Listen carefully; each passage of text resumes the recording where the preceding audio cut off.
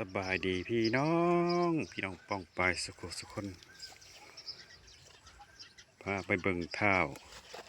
เทิกหน่อยอีกคือเขาลูกนั่งจอยเด้อนี่เพิ่นกำลังเล่มหญ้าคือเรา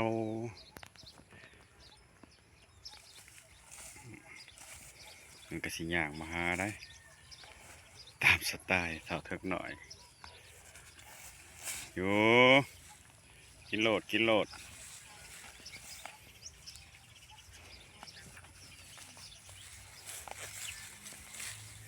ฝนตกเมื่อวานนะ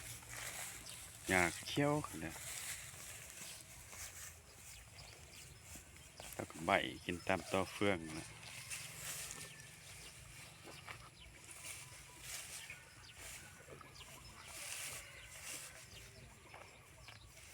เทิกหน่อยกินหญ้าอ่อนเลือกกินเ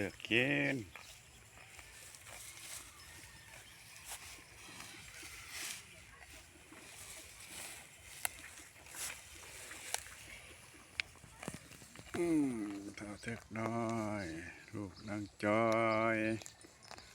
ยายกาหน้าบ้านเป็นบ่าวเด้อพี่น้องเด้อตะกี้น้อยๆวันนี้บักใหญ่บักเทิกน้อยใหญ่แล้วบักเทิกน้อยหันอยู่ใส่ก็นี่แล้ว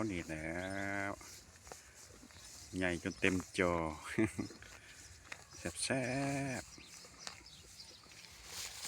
ยับออกบนไข่เต็มจอก็ยับออก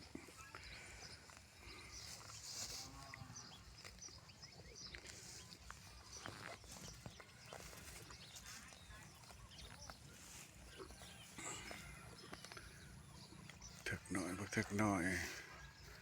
มือก้อนๆน่ะก็ห้องห้าแต่ผู้สาวมือนี่บ่ห้องมาเลยอยู่คนเดียวเหงาคือเพิ่นว่าแหล้วเนาะพี่น้องเนาะเอาซ้ำนี้เด้อพี่น้องเด้อขอบใจเพื่อนสนิทมิตรสหายพี่น้องป้องปายสุขคนที่เขาเบิ่งเขาส้มเป็นกำลังอกกำลังใจคือเก่าสำหรับคลิปนี้พามาเบิ่งบักเทิกหน่อยลูกนั่งจอยขอบใจหลายๆบ๊ายบาย